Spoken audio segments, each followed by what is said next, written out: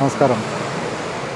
അധികാര വികേന്ദ്രീകരണം അടുത്ത തദ്ദേശ സ്വയംഭരണ തിരഞ്ഞെടുപ്പ് കൂടെ കഴിയുന്ന ആ ഒരു കാലഘട്ടത്തിൽ 1996 ഗവൺമെൻറ് തുടങ്ങി വെച്ച ജനകീയാസൂത്രണം പ്രസ്ഥാനം 30 വർഷങ്ങൾ പൂർത്തിയാക്കുകയാണ്.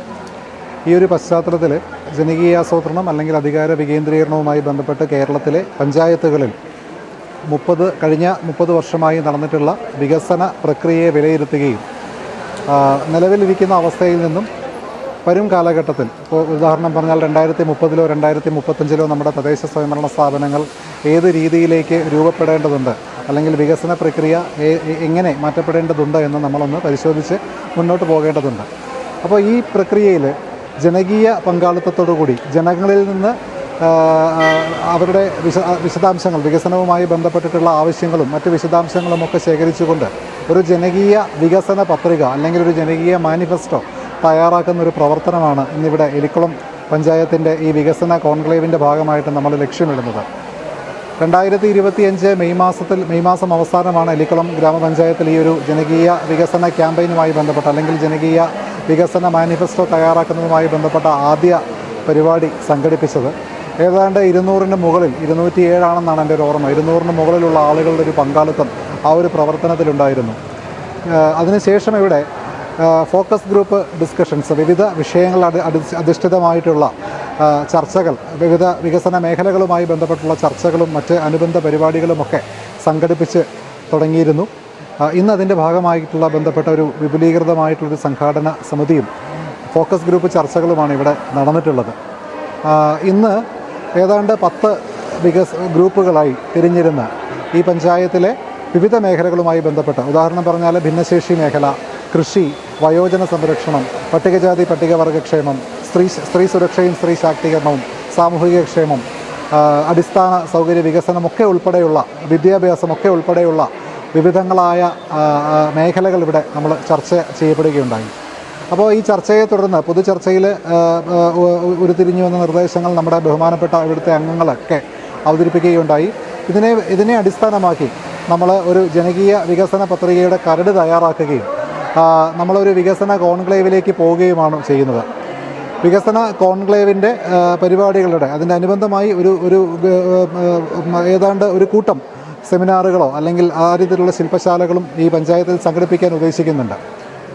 സെപ്റ്റംബർ മാസം 9-ാം തീയതി നമ്മുടെ പാലിയേറ്റീവ് മേഖലയുമായി ബന്ധപ്പെട്ട്, സാന്ത്വന പരിചരണവുമായി ബന്ധപ്പെട്ടുള്ള ഒരു ശില്പശാല അല്ലെങ്കിൽ ഒരു വിപുലീകൃത സെമിനാറോടുകൂടി, ഒരു സംഗമത്തോടുകൂടി, പാലിയേറ്റീവ് ബൈസ്റ്റാൻഡർമാരുടെ ഒരു സംഗമത്തോടു കൂടിയുള്ളൊരു പരിപാടിയോടുകൂടി നമ്മുടെ ഈ പരിപാടിക്ക് ഇതിൻ്റെ അടുത്ത ഘട്ടത്തിൽ നമ്മൾ തുടക്കമിടും.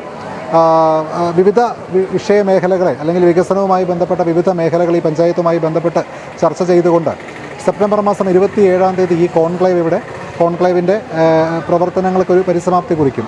അതിനുശേഷം ഒക്ടോബർ 2 നമുക്കറിയാം ഗാന്ധി ജയന്തി ദിനമാണ്. ആ ഗാന്ധി ജയന്തി ദിനത്തിൽ ഇവിടെ നിന്നും ഈ നിർദ്ദേശങ്ങളെ തുടർന്നുണ്ടായ കാര്യങ്ങളെക്കൂടെയൊക്കെ പരിഗണിച്ചുകൊണ്ടുള്ള ഒരു ജനകീയ വികസന പത്രിക, ജനകീയ മാനിഫെസ്റ്റോ പഞ്ചായത്ത് തലത്തിൽ അവതരിപ്പിക്കണമെന്നുള്ളതാണ് നമ്മൾ ലക്ഷ്യമിടുന്നത്.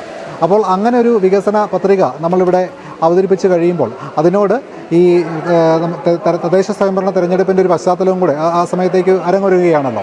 അപ്പോൾ തദ്ദേശ സ്വയംഭരണ തിരഞ്ഞെടുപ്പിൻ്റെ ഒരു പശ്ചാത്തലത്തിൽ വിവിധ രാഷ്ട്രീയ പ്രസ്ഥാനങ്ങൾക്കും സാമൂഹിക പ്രസ്ഥാനങ്ങൾക്കും ഒക്കെ ആ ജനകീയ വികസന പത്രികയോട് ആരോഗ്യകരമായ രീതിയിൽ സംവദിക്കുവാനും പ്രതികരിക്കാനും ഒക്കെ സാധിക്കും. ഏതായാലും നാളെ ഒരു എലിക്കുളം പഞ്ചായത്ത് എങ്ങനെയാകണമെന്നുള്ള ക്രിയാത്മകമായ നിർദ്ദേശങ്ങൾ തരുന്നതിന് ഈ ഒരു പ്രക്രിയ പൂർണ്ണമായും നമുക്ക് സഹായകമാകുമെന്ന് തന്നെയാണ് കരുതുന്നത്. എലിക്കുളത്തെ പറ്റി പറയുമ്പോൾ ഈ സംസ്ഥാനത്ത് എനിക്ക് തോന്നുന്നു തിരഞ്ഞെടുക്കപ്പെടുന്ന ഏതാണ്ട് 100-നും 150-നും ഇടയ്ക്കുള്ള പഞ്ചായത്തുകളിൽ ഈ പ്രവർത്തനം ഇപ്പോൾ നിലവിൽ തുടക്കമിട്ടിട്ടുണ്ട്. അതിൽ ഏറ്റവും മികച്ച രീതിയിൽ ഈ പ്രവർത്തനം എലിക്കുളം പഞ്ചായത്തിന് കാഴ്ചവെക്കാൻ പറ്റുന്നു എന്നുള്ളൊരു കാര്യം, പറ്റുമെന്നൊരു ശുഭാപ്തി വിശ്വാസം നമുക്ക് തോന്നാൻ കാരണം എലിക്കുളം നാളിതുവരെ കൈവരിച്ച അതിൻ്റെ വികസന നേട്ടങ്ങളും വികസനത്തോടും പൊതുജന പ്രശ്നങ്ങളോടുമുള്ള ഇവിടുത്തെ ജനപ്രതിനിധികളുടെയും അതല്ലെങ്കിൽ ഇവിടുത്തെ മറ്റ് രാഷ്ട്രീയ സാമൂഹിക പ്രസ്ഥാനത്തിൻ്റെ ഭാഗമായി നിൽക്കുന്നവരുടെയും പൊതുജനങ്ങളുടെയും ഒക്കെ ഒരു സാമൂഹിക ബോധത്തെ അടിസ്ഥാനമാക്കിയുള്ള ഇടപെടലുകൾ കൂടിയാണ് അതിനകത്ത് നമ്മൾ ആ രീതിയിലൊരു പ്രത്യാശ ഇവിടെ മുന്നോട്ട് വെക്കുന്നത്. ഏതായാലും ഈ രീതിയിലൊരു കോൺക്ലേവിൻ്റെ ഒരു ചർച്ചയാണ് ഉണ്ടായത്. ഇന്ന് ഏതാണ്ട് 133ഓളം പേര് ഈ ചർച്ചയിൽ പങ്കെടുക്കുകയുണ്ടായി. ഇതിൻ്റെ തുടർന്നുള്ള പ്രവർത്തനങ്ങളുടെ ഭാഗമായി ആദ്യഘട്ടത്തിൽ ഇന്നത്തെ നിർദ്ദേശം കൂടെ ഉൾപ്പെടുത്തി നമ്മളൊരു കരട് രേഖ തയ്യാറാക്കും. ഈ കരട് രേഖ നമ്മളിനി വാർഡ് തലങ്ങളിൽ കൂടെ ഇവിടുത്തെ തദ്ദേശ സ്വയംഭരണ വാർഡ് തലങ്ങളിൽ കൂടെ ഗ്രന്ഥശാലകളെയോ മറ്റ് സാമൂഹിക സംഘടനകളെയും ഒക്കെ അവരുടെയും കൂടെ ഒരു സഹായത്തോടു കൂടി വിശദമായ ചർച്ചകൾ സംഘടിപ്പിക്കും. ഞാൻ നേരത്തെ സൂചിപ്പിച്ചതുപോലെ സെപ്റ്റംബർ മാസം 9-ാം തീയതി പാലിയേറ്റീവ് സംഗമത്തോടു കൂടി തുടങ്ങി 27-ാം തീയതി ഈ കോൺക്ലേവ് പൂർത്തിയാക്കുമ്പോൾ നാളത്തെ എലിക്കുളം എങ്ങനെയാകുമെന്നുള്ളതിന് കൃത്യമായ ഒരു രൂപരേഖ കൈവരിക്കാൻ നമുക്ക് കഴിയുമെന്ന് തന്നെയാണ് കരുതുന്നത്.